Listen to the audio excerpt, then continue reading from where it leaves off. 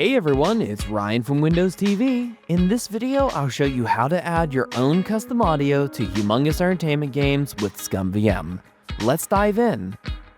First, we'll need to enhance our debug output. For Windows, right-click your ScummVM shortcut and choose Properties.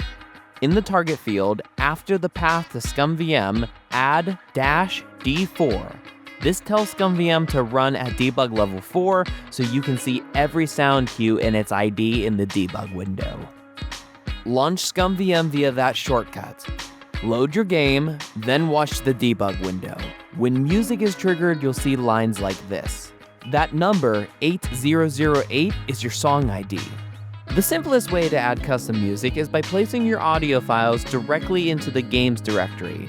This is where the rest of the game assets are. You'll name the file such as this. ScummVM supports many audio formats like MP3, WAV, and more. For custom speech, your file name will look like this. And for better organization, you might want to create separate folders. A sound folder for music and effects, and a speech folder for dialogue.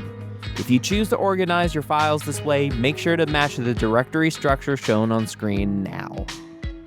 If your custom audio doesn't play, open ScummVM, select your game, click on Game Options, and ensure the checkbox for Load Modded Audio is enabled. Now ScummVM will prioritize your custom audio files before playing the originals. And that's it! Your game now plays your own audio. If you run into any issues, double-check your IDs and file names and you'll be good to go. If I have an outro, enjoy the outro. Bye! Red light, midnight, pouring out heart and soul, chasing insight, greatness can take its toll. I know we will find our